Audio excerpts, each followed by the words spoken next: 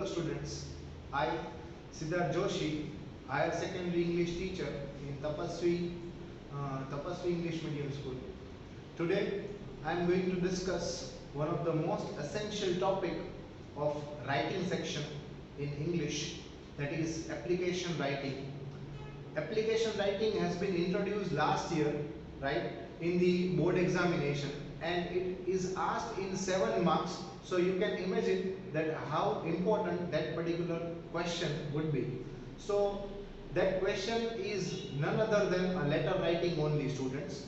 But even how to score full marks in that particular question, let me show you some more effective tips and tricks, so that that question would become very easier and you are more likely to score full marks in that question.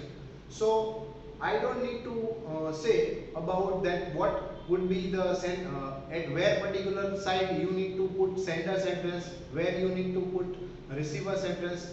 These things are very much familiar because you all have conducted the letter writing in your previous standards also.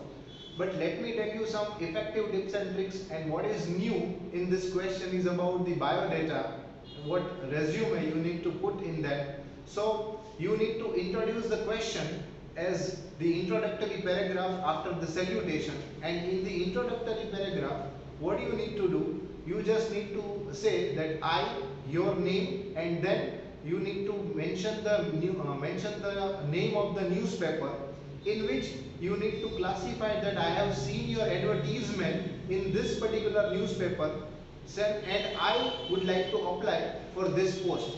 So that would be your introductory paragraph. Then you need to start your main content, your main paragraph, in which I wanted to show you some effective tips and tricks. You need to follow certain formula.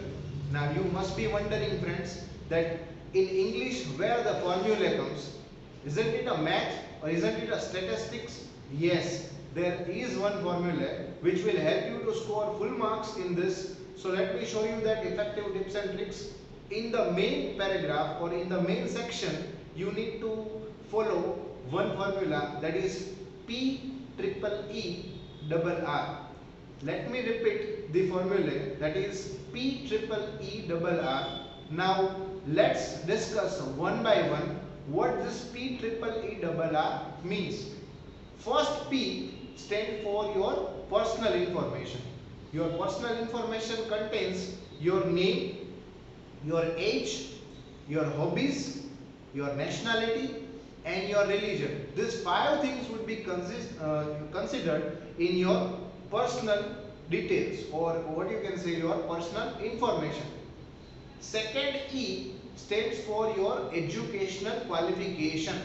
This educational qualification stands for your all the educational details you need to write in a tabular format.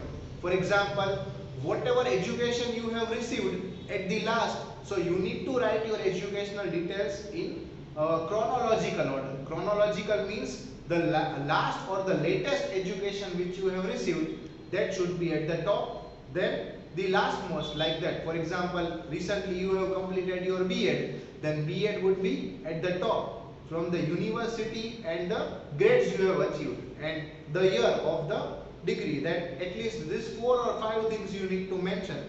Then you have completed your masters, then bachelors, then 12th, and then 10th. So it would be in a descending or a chronological order. Third E stands for your experience. If you have any experience, or if you have done any job anywhere before you have applied this particular post, or if you are working just now anywhere, so you need to write your experience and your job profile also. For example, currently I am associated with Tapaswi School as an English teacher, so I need to write that currently I have been associated with Tapaswi School, or I have been associating with Tapaswi School as an English teacher for these many years.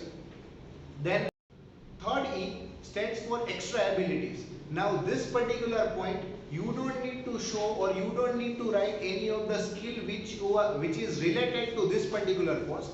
But extra ability means what?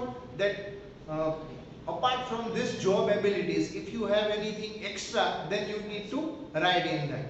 Then comes R. R for references. References means in order to apply for this particular post, in order to apply for this particular company, if you have any references, then you need to provide at least 2 references. One reference should be from your previous employer, right? If you are working or if you have any experience of the past, you need to write past employer's reference, and if you don't have, then you need to provide only one reference, right? The second reference would be of your college, or what you can say, your university dean's reference. So these 2 references you need to provide. How you will provide the reference? You need to write the name of the particular person and the post and from where that person belongs, right? And the next R stands for reason for living. This reason for living means in this particular statement you need to write only one ultimate statement, that would be for better prospectus. Nothing else you need to write. So let me repeat this formula which I have discussed with you all.